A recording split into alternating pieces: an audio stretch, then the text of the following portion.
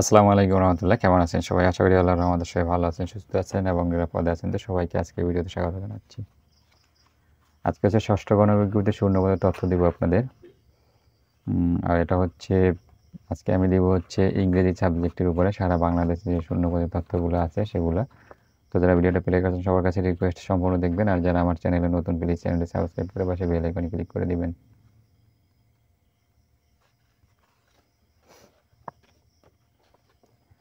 তো এখন আমি যে তথ্যগুলো দেবো এটা হচ্ছে ষষ্ঠ গণবিজ্ঞপ্তির ইংরেজি সাবজেক্টের তথ্য। সারা বাংলাদেশে প্রত্যেকটা জেলায় কতগুলো ইংরেজি সাবজেক্টে কতগুলো পদ আছে সবগুলো এক এক করে আমি আপনাদের বলবো। তো এখানে বলে রাখি যে এই যে পদের তথ্যগুলো এটা স্কুল, কলেজ, মাদ্রাসা সব কিছু মিলিয়ে, কারণ এগুলো আলাদা আলাদা করা অনেক লম্বা একটা সময়ের ব্যাপার। এই জন্য আমি সবগুলো পদ মানে বাংলা সাবজেক্ট বা ইংরেজি সাবজেক্টে যে পদগুলো সারা দেশে আছে স্কুল, কলেজ, মাদ্রাসা মিলিয়ে এগুলাই আমি আপনাদেরকে দিচ্ছি।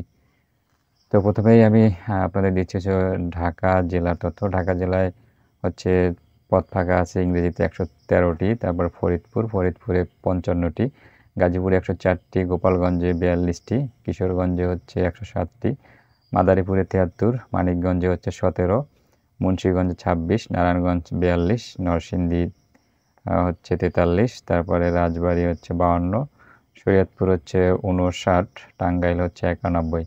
এগুলো হচ্ছে ঢাকা বিভাগের তথ্য। তো ঢাকা বিভাগে যা দেখা যায় যে শূন্যপদ খুব কমে আছে ইংরেজি সাবজেক্টে অন্যান্য বিভাগের চেয়ে।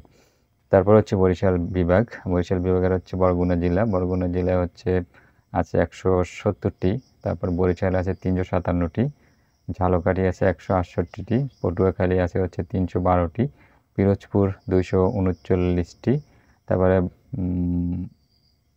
বান্দরবন এখানে হচ্ছে এটা হচ্ছে চিটাগাং বিভাগের তথ্য। বান্দরবনে আছে হচ্ছে 18টি, ব্রাহ্মণবাড়িয়া 92টি, চাঁদপুর 237টি, চিটাগাংয়ে আছে হচ্ছে 340টি, কুমিল্লায় সবচেয়ে বেশি 508টি, তারপরে হচ্ছে কক্সবাজার 104টি, ফেনীতে 158টি, তারপরে খাগড়াছড়ি 35টি, লক্ষ্মীপুরে 212, নোয়াখালী 329, রাঙ্গামাটি 45,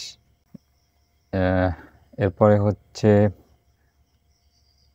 বাগেরহাট 125, তারপর চুয়াডাঙ্গা 25টি, যশোর হচ্ছে 136টি, ঝিনাইদহ হচ্ছে 44টি, খুলনা 64টি, কুষ্টিয়া 47টি, মাগুরা 37টি, মেহেরপুরে 14টি, নড়াইলে আছে 36টি, সাতক্ষীরায় আছে 104টি। এটা হচ্ছে খুলনা বিভাগের শূন্যপদের তথ্য। তারপরে হচ্ছে রাজশাহী বিভাগ, এখানে হচ্ছে বগুড়ায় আছে হচ্ছে 126টি, চাঁপাইনবাবগঞ্জে 58টি, জয়পুরহাটে 40টি, তারপরে নওগাঁয় আছে হচ্ছে 142টি, নাটোরে আছে 42টি, পাবনায় 82টি, রাজশাহীতে হচ্ছে 81টি, সিরাজগঞ্জে 120টি, দিনাজপুরে আছে হচ্ছে 100টি। এটা হচ্ছে দিনাজপুর থেকে, এটা হচ্ছে রংপুর বিভাগের শূন্যপদের তথ্য। দিনাজপুরে হচ্ছে 100টি, গাইবান্ধায় হচ্ছে 130টি, কুড়িগ্রাম আছে হচ্ছে 95টি, লালমনিরহাটে 41টি, নীলফামারী 49টি, পঞ্চগড়ে আছে 23টি, রংপুরে আছে হচ্ছে 106টি, ঠাকুরগাঁয়ে আছে হচ্ছে 48টি। এরপরে হচ্ছে হবিগঞ্জে আছে হচ্ছে 83টি, মৌলভীবাজারে আছে 133টি, সুনামগঞ্জ 130টি, সিলেটে আছে 122টি। এটা হচ্ছে সিলেট বিভাগের তথ্য। তারপরে সর্বশেষ হচ্ছে ময়মনসিংহ বিভাগের তথ্য দেই আপনাদের। সেটা হচ্ছে জামালপুরে আছে হচ্ছে 114টি, ময়মনসিংহে আছে হচ্ছে 173টি, নেত্রকোনা 62টি এবং সর্বশেষ শেরপুরে 33টি শূন্যপদ আছে। তো এই হচ্ছে শূন্যপদের তথ্য ইংরেজি সাবজেক্টের। আপনারা যারা মাদ্রাসা, স্কুল, কলেজে আছেন এবং মাদ্রাসাগুলো যদি এখান থেকে আপনারা মাদ্রাসা, কলেজ, স্কুল এগুলো আলাদা করতে পারেন।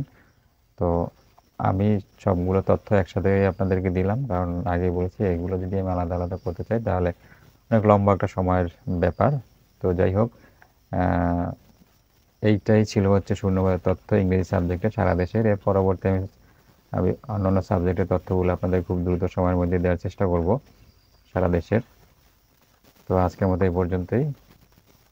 সবাই ভালো থাকেন, সুস্থ থাকেন এবং নিরাপদে থাকেন। আর ভিডিও যদি ভালো লাগে তাহলে লাইক, কমেন্ট এবং শেয়ার করে দিবেন। আল্লাহ হাফেজ।